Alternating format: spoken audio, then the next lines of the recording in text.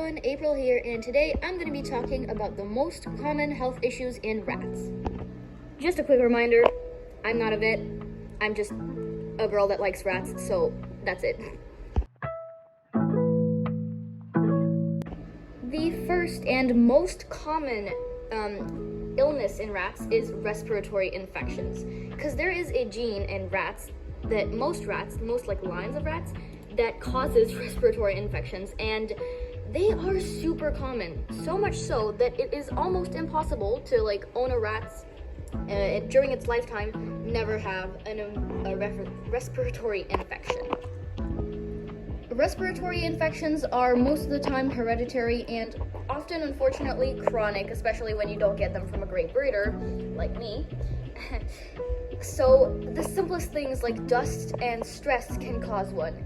Yes, that means that you can go to the vet to get your rat checked for a respiratory infection. They might not have one before, but they might get one because they went to the vet and because they got stressed. I am not joking.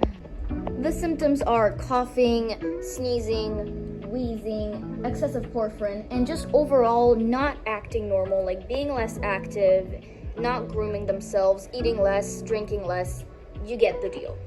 Crumble, oh my god, you are so cute.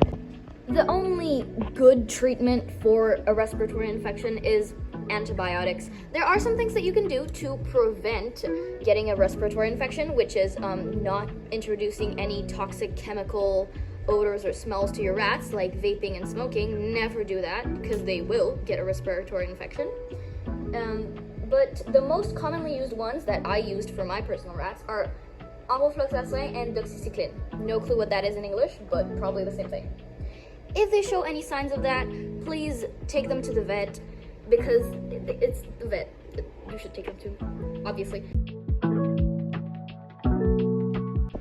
The second most common health issue that rats are very prone to, especially males, because they're much less active than females, is obesity.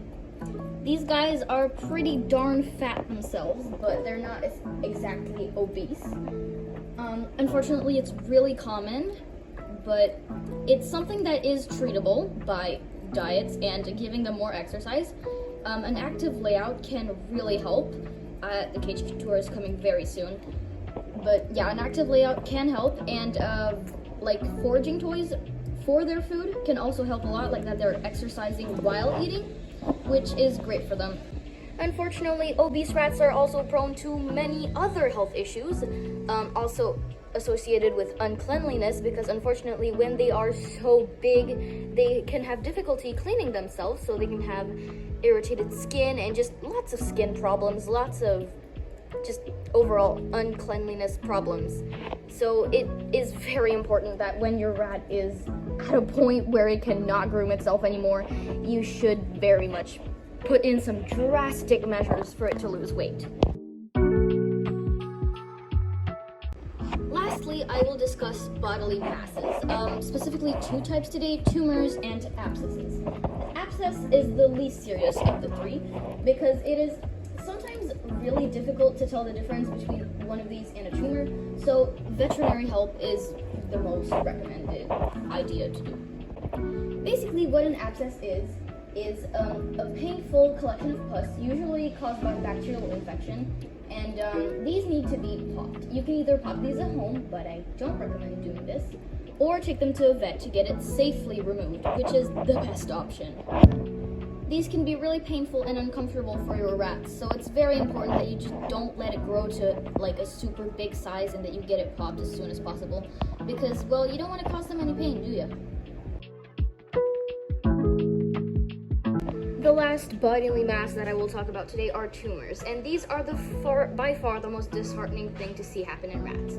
As the tumor develops, the rat will slowly lose their mobility, ability to eat, ability to groom themselves, just basically losing their autonomy, which is really sad. And they will be in more and more pain, depending on where the tumor is. Once one of these appear, there are two options. One, let the tumor develop, and once the rat no longer has a good quality of life, humanely euthanize them. Or, the most expensive option, and frankly sometimes dangerous option, get the tumor removed.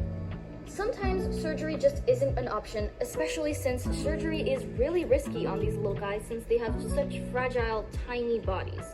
The most important thing to remember is that you shouldn't leave it grow to the point that the rat dies from the tumor. That's just a really slow and lonely death to experience, and you shouldn't put any rat through that just to save a couple of bucks on euthanasia.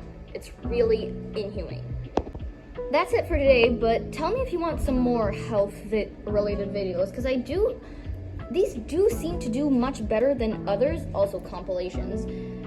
So, let me know if you want some more detailed videos on health issues in rats like cancer or respiratory infections. I'll see you next week. Bye. Look at you. You're so cute. He's so cute. I love him so much.